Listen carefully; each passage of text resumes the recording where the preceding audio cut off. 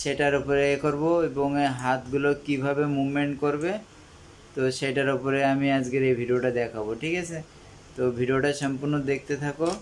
তো আমি সব ডিটেল এক এক করে এই ভিডিওর ভিতরে সব দেখাবো। তো দেখতে পাচ্ছ আমি কিন্তু একটা প্রজেক্ট রেডি করে রেখেছি। তো এই প্রজেক্টটা কিন্তু একটা পুকুর পাড়ে লেবু গাছ নিয়ে একটা গল্প। দেখতে পাচ্ছ প্রজেক্টটা আমি রেডি করে রেখেছি, আর এখানে একটা পরী রয়েছে।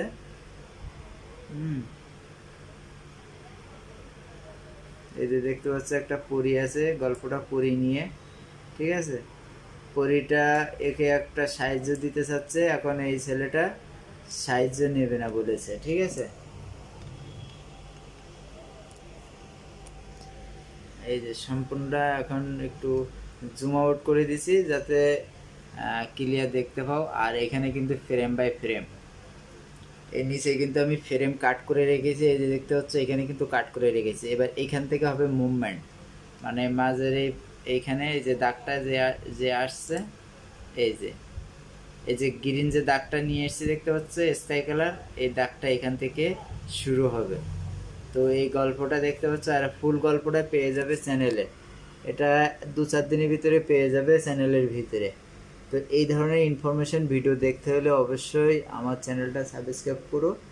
আর খুব শীঘ্রই আমি ভালোভাবে আর কি মানে তোমাদের কমেন্টের উপরে ডিপেন্ড করবে। যদি তোমরা ফুল ভিডিও এডিটিং শিখতে চাও তাহলে আমাকে নিচে কমেন্ট করে জানালে আমি তোমাদেরকে ফুল একটা গল্প কিভাবে এডিটিং করতে হয় সেভাবে এডিটিং করে দেখাবো। এখন তোমাদেরকে বেসিক যেগুলো রয়েছে সেইগুলো দেখাচ্ছি, মানে বেসিক, একদম বেসিক সাধারণ তোমরা যেভাবে কাজ শুরু করতে পারবে, তো সেইগুলো তোমাদেরকে মানে দেখাচ্ছি। তো দেখতে পাচ্ছ এখানে কিন্তু টুলস, বিভিন্ন ধরনের টুলস রয়েছে, কোন টুলসের কী কাজ সব কিন্তু এখানে রয়েছে। এই যে এই টুলসটা হলো মুভমেন্ট করা টুলস। এই যে উপরে দেখতে পাচ্ছ এটা চাপ দিলে এই ক্যারেক্টারকে ধরে যেদিকে খুশি সেদিকে মনে করো মুভমেন্ট করা যাবে। এই যে দেখতে পাচ্ছ মুভমেন্ট করা যাবে।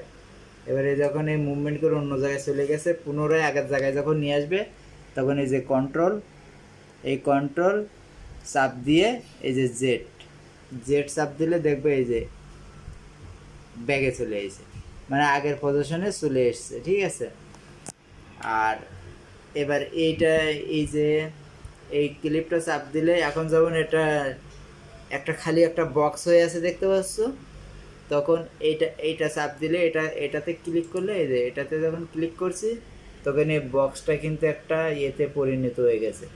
এই ক্যারেক্টারকে যেভাবে খুশি সেভাবে বড় করতে পারবে। এই যে দেখতে পাচ্ছ এই ক্যারেক্টার, এই দেখো বড় হয়ে গেছে, লম্বা হয়ে গেছে, খাটো হয়ে গেছে, যেভাবে খুশি সেভাবে করতে পারে। আবার পুনরায় নিয়ে আসতে গেলে, আগের জায়গায় নিয়ে আসতে গেলে কন্ট্রোল, এই যে এটা চাপ দেবে, কন্ট্রোল জেড, এই জেড দেখো, এই দেখো এই আগের মতন হয়ে গেছে।